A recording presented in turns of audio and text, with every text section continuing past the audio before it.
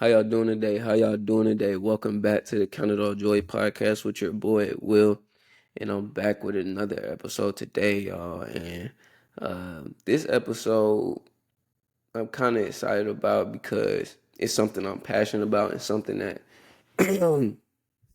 I guess I would know firsthand, and I've had a lot of experience on, and something that I really try to preach to everyone around me, and I try to, I guess, stress the importance and the significance of it in everyone's lives, in every situation, right?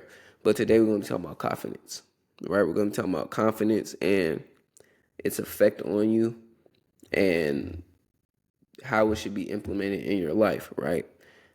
First, it's self-explanatory, right? Confidence, you gotta be able to believe. You gotta be able to believe in yourself, right?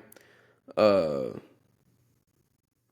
I mean, confidence really is something that everyone doesn't have. Thanks be to God, I've been blessed with the, I would say the gift of confidence. I've had it since I was little, since I was a kid. Uh, it's something that's been able to travel with me throughout my whole life. But there's been times where that confidence has definitely been diluted in a sense. Um, but I first want it's different layers to it.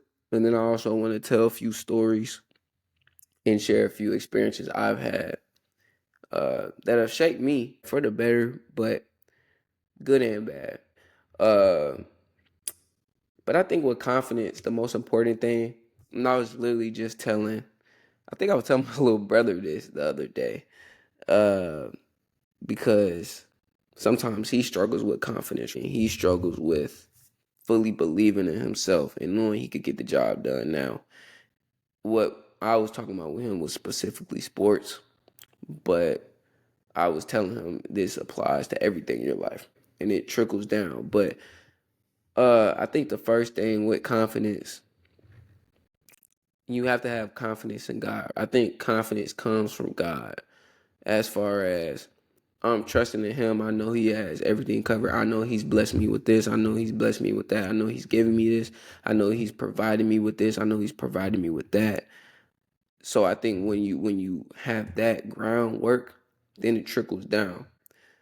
Obviously, just that isn't going to give you the utmost confidence. It should, but we're still human, so there's other layers to it. But I think that's the first step. Having, everybody doesn't have unwavering faith in God, and even our faith might waver sometimes because we're human. But ultimately, we should have unwavering faith in God, and uh, something that's intertwined with that is confidence in God, knowing that He's gonna take you through, knowing that He's gonna provide for you, and that He has everything covered. So I think that's the groundwork for it. I think that's the beginning of it. We need to be confident or have confidence in God, knowing that He has everything in His hands. And then again, I think that trickles down naturally to yourself. Well, I know God got me, so I'm smooth. Like, I don't care what you say about me. I don't care what you think about me. And I think that's where it comes from a little bit because, God has blessed you with certain things. He's given you certain gifts, attributes, traits, whatever, things of that nature. And it comes from God. But then again, it trickles down to the confidence you have in yourself. And I kind of want to tell a few stories about where my confidence was uh it took a hit, right? And I can go from elementary all the way to this point where I'm at now in life. And that's what I'm saying. Confidence has been something I've seen throughout my whole life, and it's something that's important. If you don't have it, you're gonna struggle. Yeah, you're just gonna struggle. But I kind of want to talk about first. So this was, I want to say, fifth grade. So I did AAU, but I did YBOA before I did AAU. So if y'all know what YBOA is, I don't even know what it stands for. I want to say youth basketball. I don't know. But it was called YBOA. It was another form of AAU. I don't even know if they still have it now, but it was basically AAU. If y'all know what AAU is, it's basically you're just traveling to certain places, and you just it's basically you just traveling to certain places, and you hold on, I'll run that back.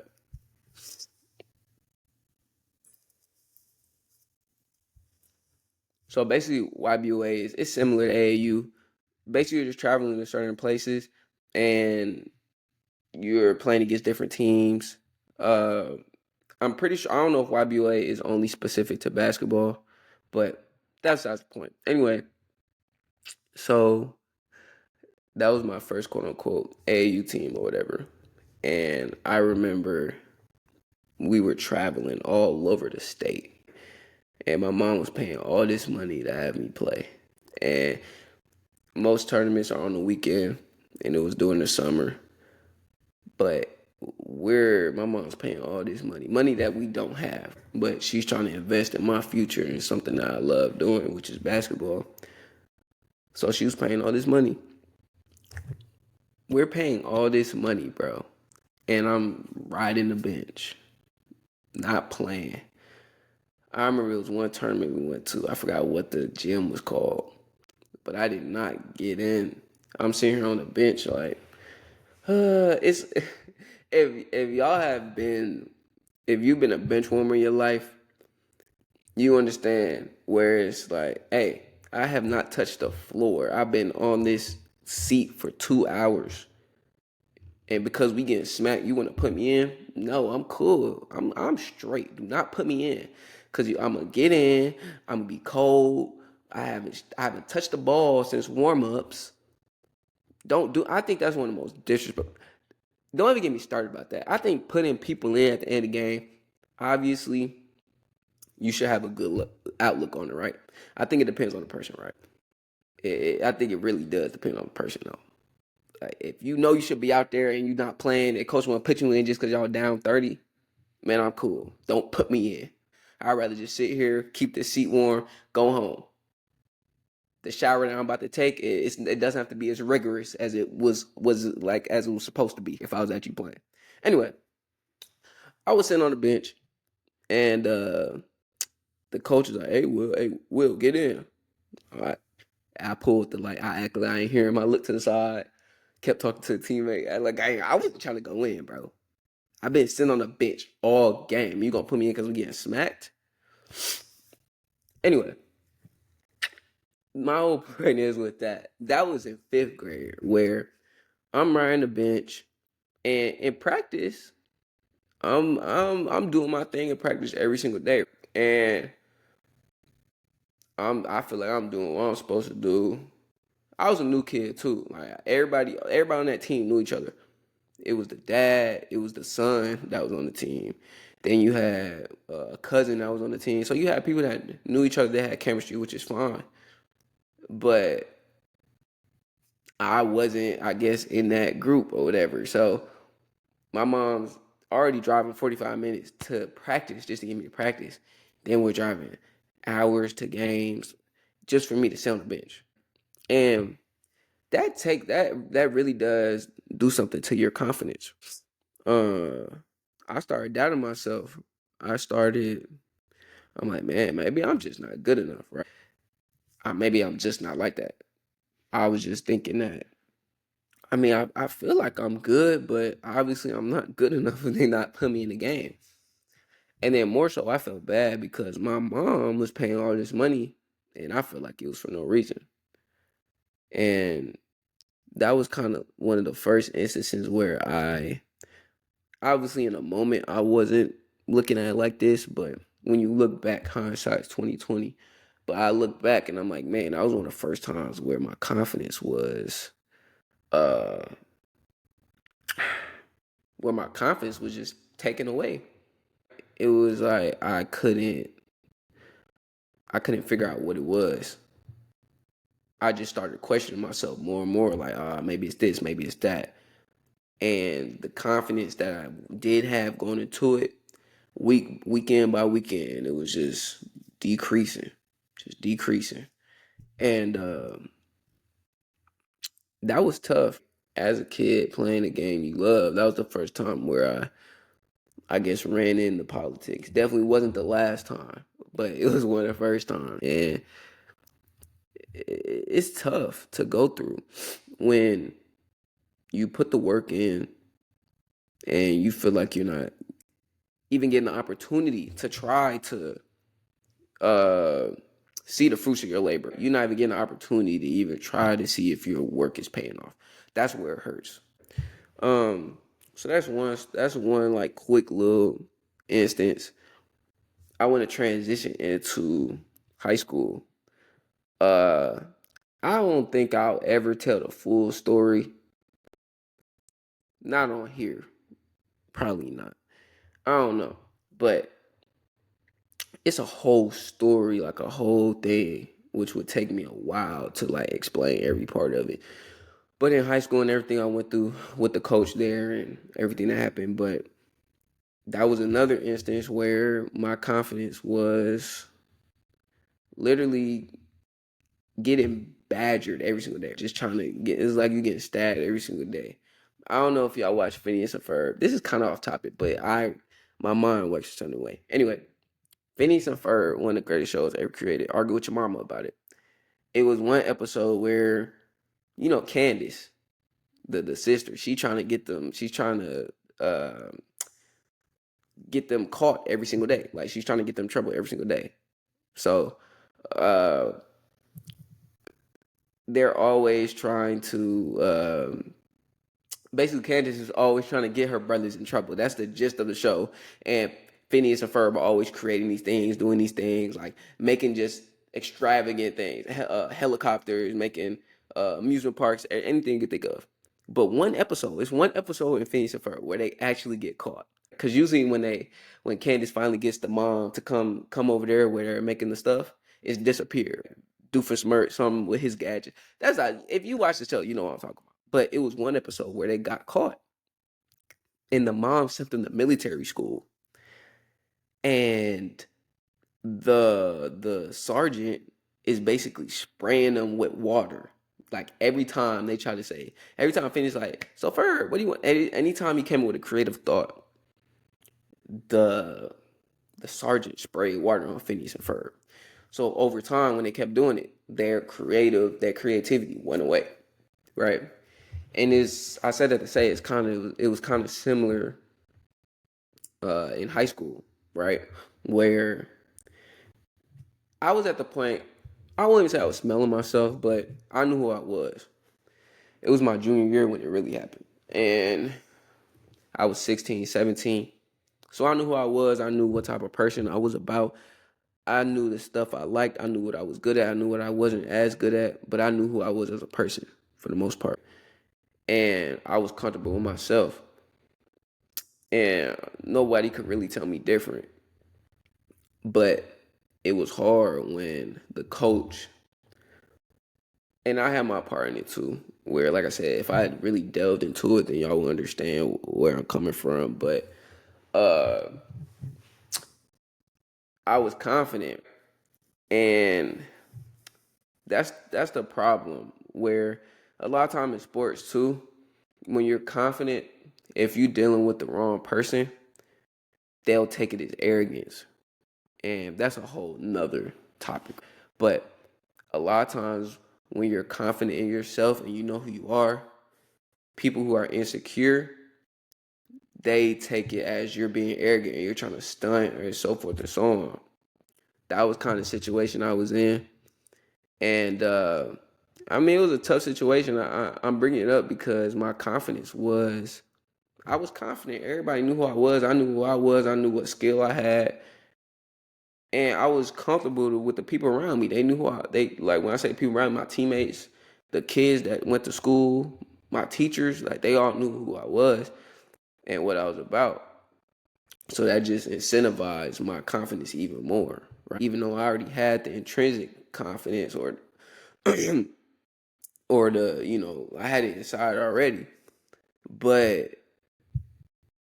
when every day somebody is trying to belittle you, demean you, say you're not good at this or you don't do this well, and not, I don't want to, praising is kind of the wrong word, but not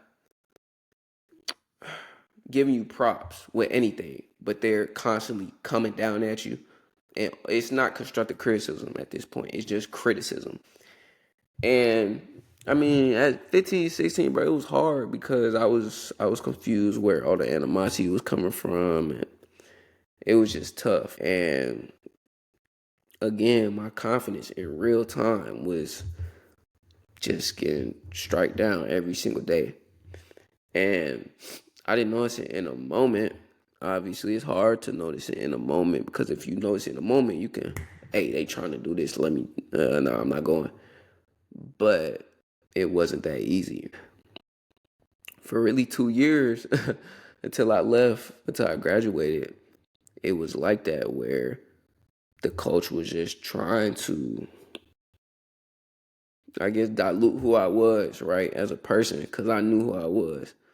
And then that affected me on the court too, because when the coach is telling me he don't think, well, he wasn't even saying I wasn't like that. He was just trying to, in a sense, he was trying to humble me, right? Uh, so benching me, not starting me, taking me out of games, like close games, just really taking my confidence away. I remember, okay, this is not off topic, but it's just a story I thought of. Again, I'm not gonna say any names. If you know, if you were with me during this time, then you know what I'm talking about. But it was one time during, it was one game where we lost, and I'm not gonna get into specifics, but basically he blamed me for the whole loss. Now I don't want to get into stats, but let's just say my stats look pretty nice. They were cool. My stats were pretty cool. And the coach came in the locker room and blamed me for the loss, and tried to badger me in front of everybody and say all this and that, and say I wasn't leading the right way and all of this, and only said anything to me in the locker room. And then he was done and we left. Stuff like that is like, bro, especially at that age, I'm like, man, what are we on? So it was stuff like that was really just taking my confidence away. I didn't even want to do certain moves in the game, because if I took a certain shot, if I took a step back, now I know a lot of coaches, some coaches don't like certain shots, but he was fine with the certain shots. I would take a floater, or I might go for a steal, I might miss it. He takes me, what are you doing? Blah, like all this stuff. Like I was becoming tentative in my game. I didn't even want to tap into the stuff I worked on, because I didn't have any confidence to do it, because I didn't know what the coach was gonna do if I did it, right? It's like one of them, you better make the shot. If you don't, you get pulled. Now with certain shots, everybody know the shots. If you play basketball, you know the certain shots that you take. And if you're not number one or number two on the depth chart, if you take that shot and miss, bruh, hey, I got you, Will. I got you. It's one of them. You're getting subbed out. But it was like that. It felt like, I kid you not, and I'm not even exaggerating. I'm not even being hyperbolic here. Like, it just felt like that with everything I did. Like I was walking on eggshells, and I couldn't be myself at all. And we talking basketball. So, and then in person is what, like personality too. It was hard, bro. Like just confidence was getting strike down every single day. And it was at a certain point where I'm like, man, I'm not even being myself right now. I'm having to really dilute who I am, and it's making me feel less of myself, and I'm not really analyzing what's going on in the moment. So I'm just, maybe I'm not like that. Maybe I'm not good enough. Maybe I need to do this, blah, blah, blah. Which we all have our part. There were things I could have done better, but when you feel like you're getting attacked over and over, it's tough. And that's in sports. And I know this happens all in every aspect of life. But I'm just trying to stress the importance of confidence, because people are always going to try to come at you. People are always going to say stuff to you. People always are going to uh, try to come at you crazy. And if you don't remember who you are and what you're about and what God has blessed you with, it can get wicked. It could get nasty. And you can let those thoughts and uh, the things that people say really boggle you down, right? And when that happens, it's a tough time, right? And that's an understatement. Uh, I could tell one more story about my confidence getting strike down, but it's a little bit too recent, so I'm gonna keep it pushing. But with that, I gave y'all a couple stories about where my confidence was, in essence, kind of taken away. And in YBO, like I said, the first story, YBOA, it was kind of I don't want to say it was on purpose. I don't think they had any ill intent. I just think they were more focused on their kids, their family, the people they already knew, the people they had been playing with for 3, 4, 5, 6 years at this point. Where, hey, I get it. You have your son on the team, it's gonna be daddy ball. That's something that's just natural. Uh, so with that team, I don't feel any type of way about that, because it just happened like that. But it was still, my confidence still was taking a hit. And so it's that side of it. And then the other side of it, where people are going to purposely try to strike you down and destroy your confidence. For instance, I'm sorry, I gotta talk about it. I told y'all before, I am a huge Deion Sanders fan. So by default, not even by default, but at first by default, I love his kids, right? Shout out Shador, shout out Shiloh, shout out Deion Sanders Jr. Shout out Shalomi. She played basketball, and this DeAndre. I think that's he has 5 kids. I'm fans of all of them because I'm a fan of Deion Sanders. But specifically Shador.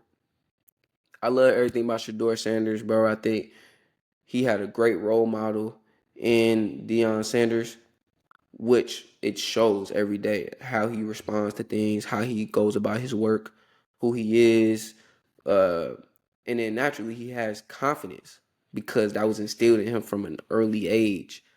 And we're seeing in real time with the Cleveland Browns, really the whole NFL, but specifically the Cleveland Browns, how they were trying to destroy his confidence. The owner came out and said, "Oh, I didn't want to pick him. That was the GM's decision."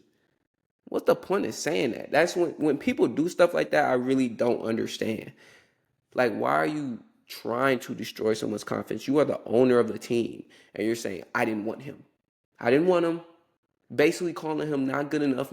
It was already a 5th round pick. So what are you saying? That he wasn't good enough to get picked at all? So it's stuff like that where it's like people are purposely trying to come at you and destroy your confidence and humble you in a sense, like it's their job to do it.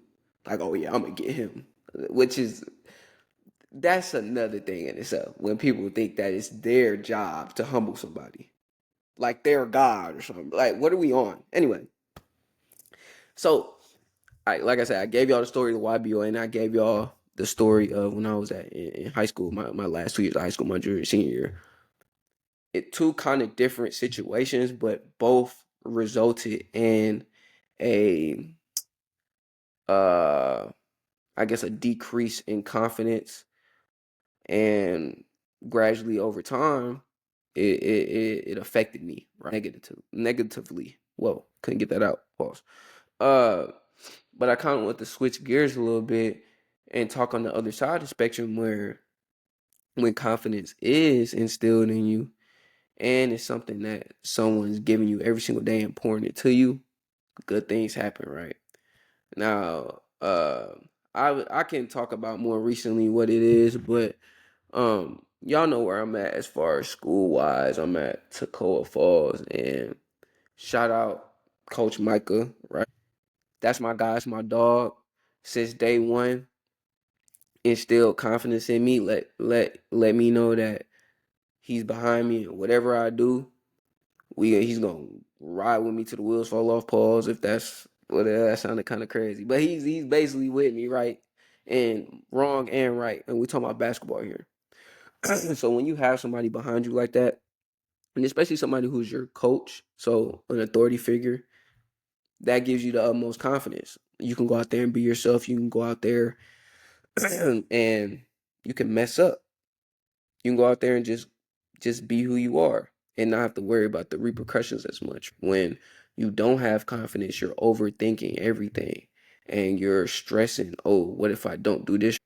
Instead of like it's two different sides. When you lack confidence is what if I don't make this? What if this person steals the ball? What if I don't make this pass? Ah man, what if this happens? Confidence is, oh, when I make this, oh yeah, I'm finna. Hey, when I blow past, bro, oh, this a whopper shot. I'm not gonna lie. When I get open, it's green. Like it's a different type of mentality. And again, I've been on both sides of the spectrum. Thank God, because I can tell both sides of it, and I could tell that how it impacted me in each situation. And I could tell you firsthand when someone's pointing to you and behind you and what you do, it gives you more confidence. Even if you already have confidence in yourself, which I do, but it's still hard when you feel like people around you aren't, uh,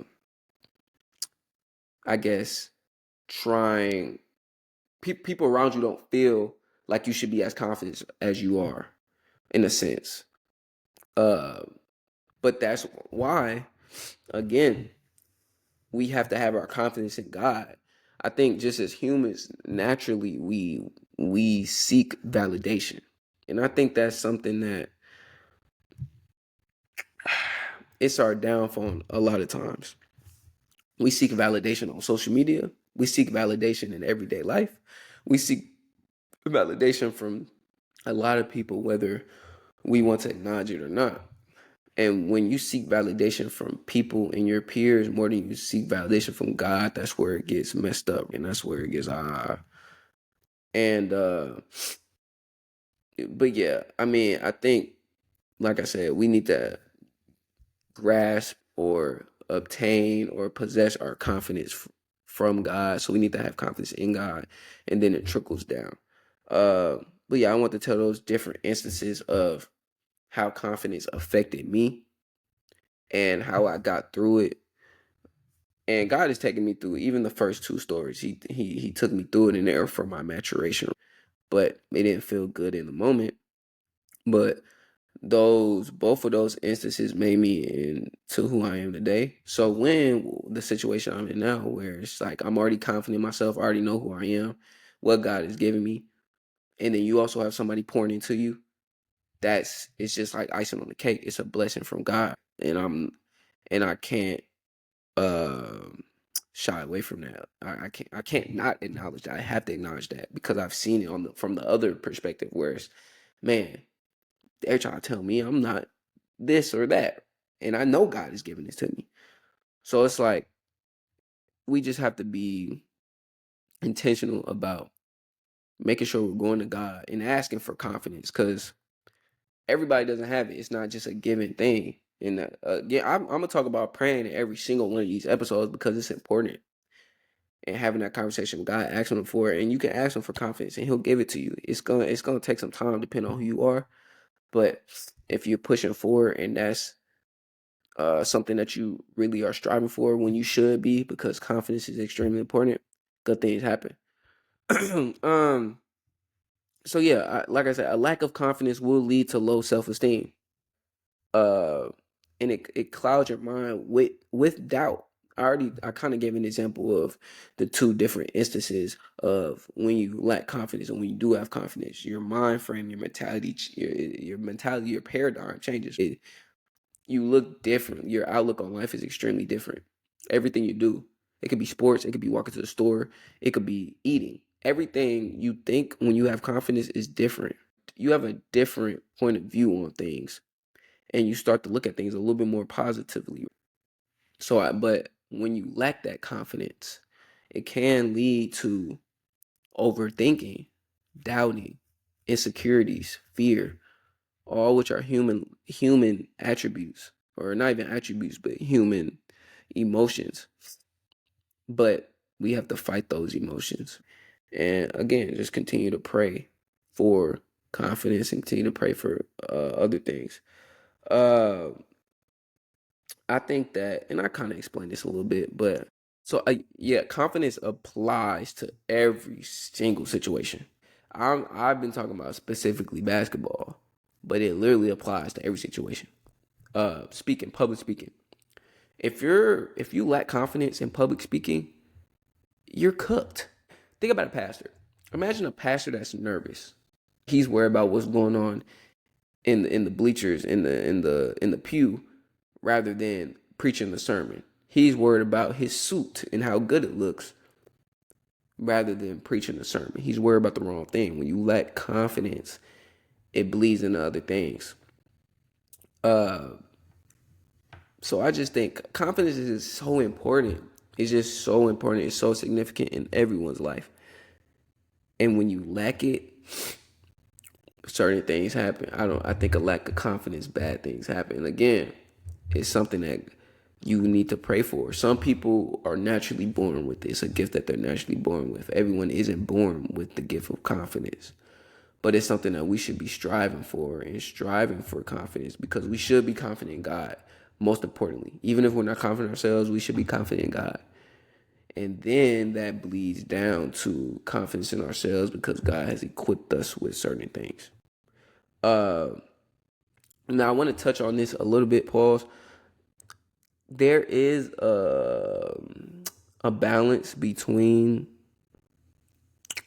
confidence and delusion. Being confident and being delusional. I'm not going to go too hard on this because I don't want to strike any nerves. But a lot of people are delusional. I don't even know how you would define delusion. I guess a false sense of oneself. I think that would be a good definition of it. Yeah, a false sense of oneself. I think that a lot of times, confidence for some people, and I don't even know if confidence can bleed into delusion. I don't know.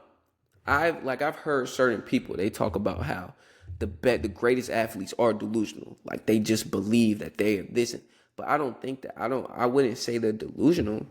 I think they have the utmost confidence in their ability and they believe in the work they put in.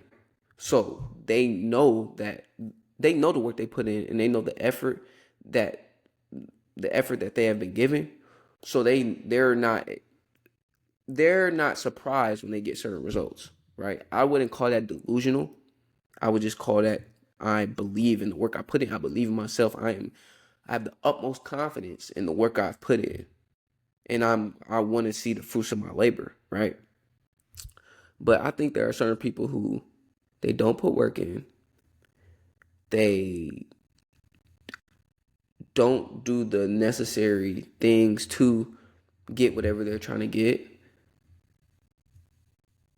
And they just think that things come to them. That's when I've seen the most delusional people, where their input doesn't match.